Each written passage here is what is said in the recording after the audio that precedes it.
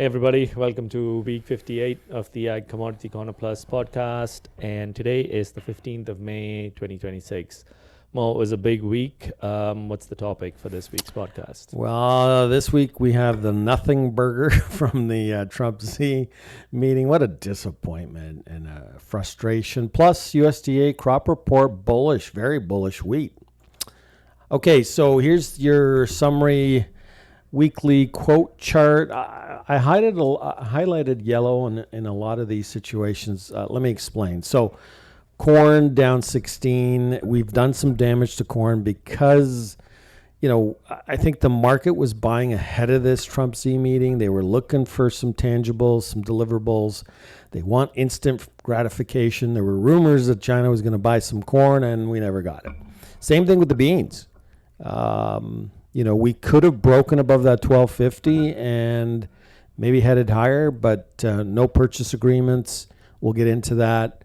Meal was stronger. We'll get into that as well. Canola, although for the week it was, for the day it was higher. For the week it was slightly lower. You can see Chicago, Kansas, Minneapolis wheat were all higher. Earlier in the week, like this 750 for Kansas was a new contract high, but we couldn't hold it because of the Trump Z meeting was a disappointment. Cotton also hit contract highs before closing lower this week. Dow record highs above, well, not records, but retested 50,000. Both the S&P and NASDAQ, these were all record highs. There's some now talking S&P 8,000, 8,250, NASDAQ 30,000. Actually, NASDAQ 30,000 that's a walk in the park. So I'm assuming, let's call it 35,000. What the heck? Then Bitcoin has been performing better, although it's down a little bit for the week. But it closed at one point. It was as high as 83,000. Crude up 10. The war still going on. Some are thinking that the war could last till the end of June. And then the U.S. dollar is bumping up again towards that par. I'm assuming this has to do with the 10-year yield up back above 4.5. So that could be a concern. Could provide some competition for those high-flying tech stocks. Anyways, let's start off with this Trump Z meeting. Well, today concluded the much-awaited Trump Z Summit in China. And Mo, I guess it was a lot on optics and pageantry rather than real substance. And this was despite Trump carrying with him or taking with him the biggest contingent of CEOs ever from the US. And specifically in terms of deals, the one that was announced early on was the Boeing one, and China agreed to buy 200 planes from Boeing, but that fell short of market expectations of 500, I believe. Yeah, you can see here that initially the market was rallying on that news, but when it was announced, the market, sold off. So disappointing. I mean, 200's great, but it's not quite what the market was expecting. And some good news for the US beef industry. And later on during the summit, it was announced that China has granted a 5-year extension to 425 US beef plant export registrations, marking the first major concrete movement in months on a trade issue that has significantly constrained access to one of the most important overseas markets for US beef. Yeah, but this is great news, and there was some confusion because they had lifted the restrictions, but then the Chinese customs had reversed it and called it expired. So I'm assuming they've got their registration, but the bad news is that the U.S. has no beef to ship to China, even if they wanted to. If China, and I think they like the quality of the U.S. beef, but if China wants beef, they should find it somewhere else cheaper. And also regarding crude oil, it was announced that we could see more purchases of U.S. crude by China, especially given the current situation in the Strait of Hormuz, given also that China normally acquires a lot of its crude from the Middle East. And also sticking with those CEOs, some of the big semiconductor and chip firms had their CEOs being as part of the delegation. And as far as NVIDIA is concerned, the US cleared H200 chip sales to China. We've been down this road before. Trump has approved H200 before, and then he just pulls the rug underneath the CEO and NVIDIA. And last time we did this, Z didn't want to buy the H200s. We don't need them. So I think if they were selling the Blackwell, their latest chip, maybe, but Trump and team are concerned that we haven't dealt with IP theft. Why isn't Trump and team dealing with that? I don't get it. Because all they're going to do is reverse engineer and steal the technology. So that's why they're not necessarily giving him the best of the best. And then here's NVIDIA's stock. So at one point, I think overnight, last night or the day before, we got up to 240, which is like a $5.8 trillion company. That 5.8 is actually larger than every country in the world except the U.S. and China. Just amazing. But you can see that even after making that announcement, particularly today, it was off. So I think investors are a little skittish as to whether that's going to happen or not. We'll have to wait and see. Looking at grain specifically, the U.S. Before you go there, sorry. Were you going to talk about the soybeans? I was going to talk Oh, yeah, about go ahead then. So U.S. Trade Rep Jamieson Greer says he anticipates that China will commit to billions in U.S. ag purchases, and he expects to also see an agreement for double-digit billion dollar purchases of ag over the next 3 years per year coming out of this visit, and that's more general, and that's not just soybeans, that includes other ag as well. Here's my problem with this announcement. The 25 million metric tons for 26-27 and 27-28, I don't know about 3 years. I think it went out to 2 years, like 3 years included this year, which was the 12 million. Anyways, the 25 is 10 billion. How are you going to buy any more than 25 million metric tons of soybeans if you include all other ag? So I don't know. I think that the administration has done a poor job of communicating this with everybody. You talked it up. Trump said farmers would be happy. And what did we get? Just confusion. I have more questions than answers, unfortunately. So you can see here in the chart that we're breaking down.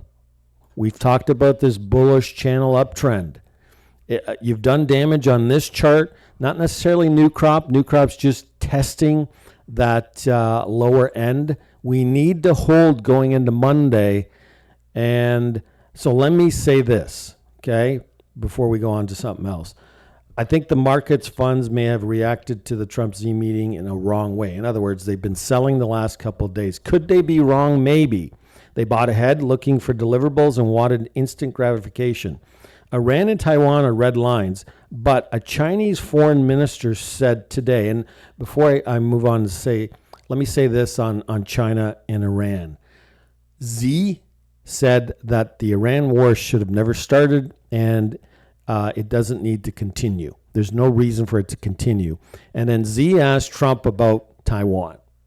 And we all know where Trump and team stand. They want Taiwan to remain independent. And Trump said, I'm not going to talk about whether I'm going to defend Taiwan against China. And that was the wrong answer.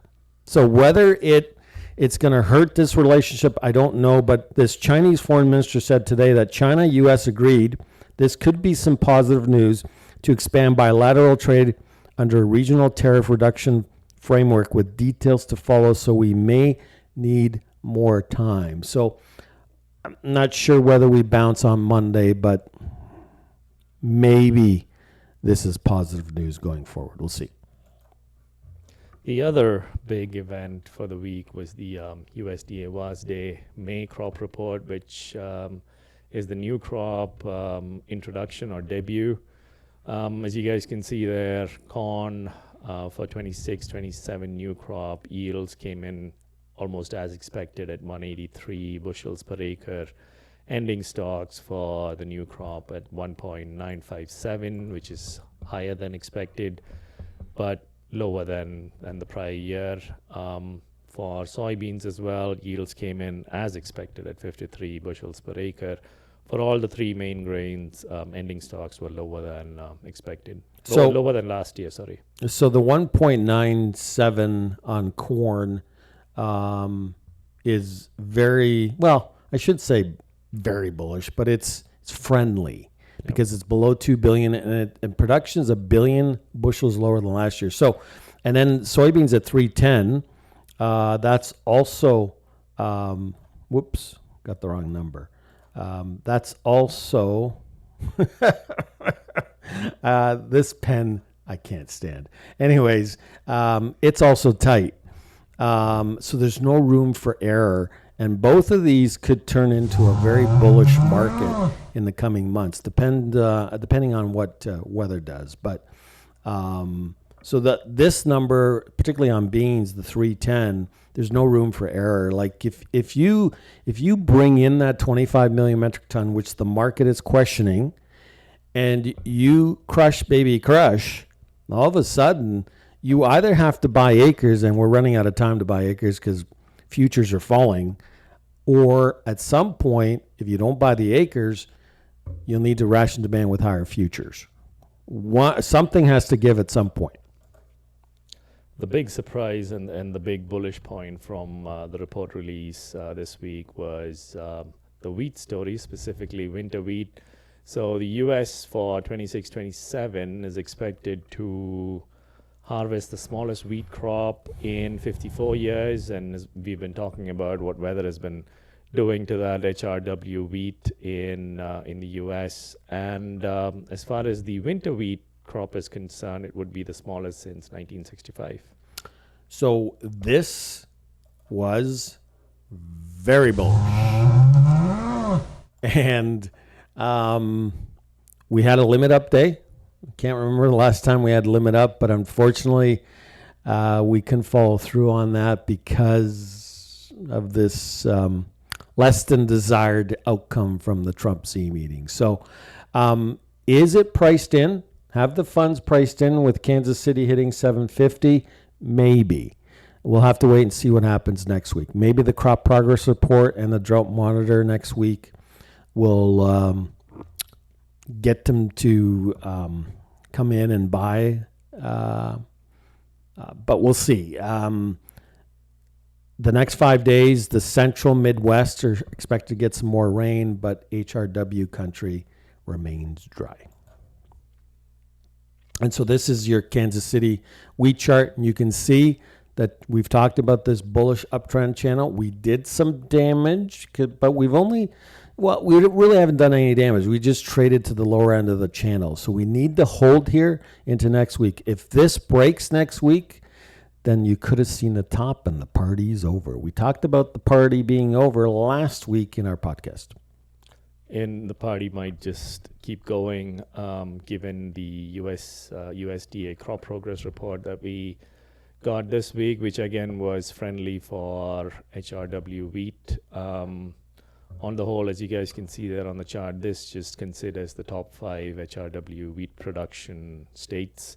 And the average for those states, the weighted average actually increased by about 5%, just signifying the poor to very poor conditions have worsened. And on the good to excellent for the whole winter wheat crop, that actually dropped by 3% week on week, and was lower than expected as well to 28%, and it's the worst that we've seen since 2022. Also, the drought monitor showed that drought conditions for HRW wheat increased by 1%, especially owing to the high plains and the southern U.S. drought. This is not a record. I believe in 2023, the high was about 61% for those same 5 states, but it's getting close. I would not be surprised if we approach that. The HRW crop is dying or dead. Don't forget our try our program. This past week, we did our live webinar. We also did a pre and post report game plan for our members, and we were telling them what to do. This was a very important week. So we had the Quality Council Tour, which we'll talk about in a second, E15, May WASD, and then Trump Z meeting. We got two out of the four that were positive. So it wasn't a win-win, but we'll take what we can get. What about this Quality Council tour? Yeah, more on that HRW wheat situation in the U.S. and more affirmation of how dire it is for that part of the U.S. So the Kansas Wheat Quality Council tour wrapped up yesterday, and scouts projected the state's 2026 overall wheat yield at 38.9 bushels per acre, and that's well below the 5-year average of 45.5. And this compares to the May WASD estimate of 37 bushels per acre. Wheat yield potential in Kansas was expected to drop to a 3-year low of 38.9, like we said, due to the harsh drought. I think as time goes on, I think the crop will get worse. But the key will be abandonment. The USDA did slash abandonment hard. I think it's down to 75.5. The head of this Quality Council tour, wheat tour, said USDA is at 17% abandonment for Kansas, but he thinks it's closer to 20%. So if you're a farmer with 5, 7, 10 bushels per acre, are you going to start that combine with diesel prices where they are? Unless you book diesel a lot lower, the cost is just, I think, way too high to consider a combine. So we'll see. But again, the key question is, have the funds factored in all of this news? Maybe. We'll find out next week. Let's switch to the hogs and the pork situation for the U.S. due to pseudo rabies virus antibodies being detected in U.S. swine. Number one buyer, Mexico, has reportedly halted the imports of U.S. pork, offal, and U.S. breeding pigs. However, pork meat has not been affected as it's not considered a vector for infection. And like I was saying, it's the biggest buyer of U.S. pork. Not good news for hogs, Mo. So this is weighing on hogs short term. We're struggling as we approach the seasonal demand period for the United States. But here's the good news, and this is the offsetting news. And I think once we get into warmer weather next week, you'll start to see this impact futures. But packers are slowing down Friday kills because they can't find the hogs. They're actually calling farmers looking for loads of hogs. And the U.S. passed the E15, the much-awaited E15 regulation, which should have been good news for corn had it not been for the other bearish weights on it. What do you think, Mo? Yeah, but this is only Congress. It has to get through Senate. We need 60% of the votes. And remember, it's not mandatory, it's voluntary. So, maybe this is a 2027 story where we maybe add 200 million bushels to the demand side of the balance sheet. So, yeah, it could help. It could be price supportive, but we'll find out in weeks or, months whether it gets passed. The impact of the Iran war since early this year is being reflected in U.S. inflation numbers. So on Tuesday, we had the U.S. CPI released, which is retail inflation, and that rose by 3.8% year on year. And this was for April. And this was up from 3.3% in March. On Wednesday, we had the U.S. PPI, which is the wholesale inflation number, and that rose by a seasonally adjusted 1.4% for April, annualized to 6.1%. Again, energy was a root cause. And then today, there was a survey that said that we could be in for more higher inflation numbers for retail CPI as we go into later parts of the year. So this reminds me of 2020 to 2022, because in that period, if you remember, grain prices were higher, corn hit $7.50 a bushel. We had a peak of inflation in 22 at 9.1%, largely because of COVID and the world shutting down. And we had the funds buying, and we had the phase one trade deal that was a game changer for U.S. ag exports. This year, we have higher inflation because of the war in Iran for different reasons. Fund buying, maybe a trade deal with China. I don't know. We may not get a signing ceremony till next year, and that's just painful. So we'll see. So it's similar, but the war in Iran could come to an end soon. We could wake up this weekend and crude could be down $20, and that could also weigh on the grain market. Mo, do you think the market will look ahead to the expected visit by Xi to the U.S. later in the fall? Yes, but waiting for these markets to do something between now and September, that's a long time. So I don't think that meeting's, if we've kicked the can down the road, and I don't even know if we'll get a signing ceremony then. The Trump administration needs to communicate better. Let's talk about soy meal, which we have not really been focusing on a lot recently. U.S. soy meal is finding bids and keeping prices buoyant, and that is owing to the European meal story, which is resurfaced following GMO trade issue with Argentine shipments of meal that led to the Netherlands rejecting some shipments. So I think this is a one-off. If it continues to happen, I think it's bullish. Yep. And like you said, meal's caught a bid. It's trying to break above 340. If it does, it could go to 360. We've warned about this.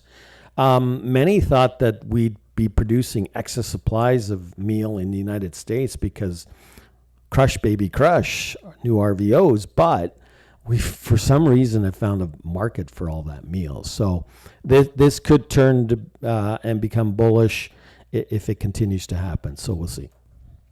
And also, we had the latest release of the CFTC net managed money positions, and as is seen on the screen, a lot of selling in grains. So in corn, the managed money fund sold over 44,000 contracts, taking that net length lower to a little lower than 300,000 contracts. On soybeans, they sold almost 7,000 contracts, taking net length to 214,000 odd. A lot of selling in wheat as well. Canola, again, almost 30,000 contracts sold, taking net length to less than 60,000. So last week we said in real time we thought the funds would be long 932,000 contracts, and they came in as of May 12th at 958,097. So in real time for next week, we think the funds are long 885,000. This week was tricky because we had the funds buying in early in the week because of that bullish May crop report, particularly for wheat, which kind of carried all boats higher. But by the end of the week, because of the disappointment with Trump's Z meeting, I think they're long about 885,000. We're concerned because it's mid-May, the funds are long, and they're selling. I didn't put up a chart, and so this is the grain, the fund length within all the grains. I didn't bring up the chart, but I'm concerned about the drought in the United States because the drought in the United States, it's dry in the west and the south, and the drought in the west is starting to impact South Dakota, northwest Iowa. But the three states that matter, Iowa, Illinois, Indiana, are not being touched. In fact, they're going to get rain again this week. So rain makes grain. But does that drought in the west and south travel east and north? It could. So we're not out of the woods. If it does in the month of June, July, and August, we got problems. So if we don't get any news from the Trump Z meeting, the only thing left that could maybe move these markets higher is a drought. But the funds, remember this, the funds will not hit the panic button until July 1st. And again, you're buying time. And as you buy time, what do the funds do? They sell. We need to keep feeding this bull. And if we don't, I think it could drift lower. Thanks for watching. Appreciate it. Don't forget to subscribe to our channel. Help us out. Till next time, take care. Take care, guys. Bye for now.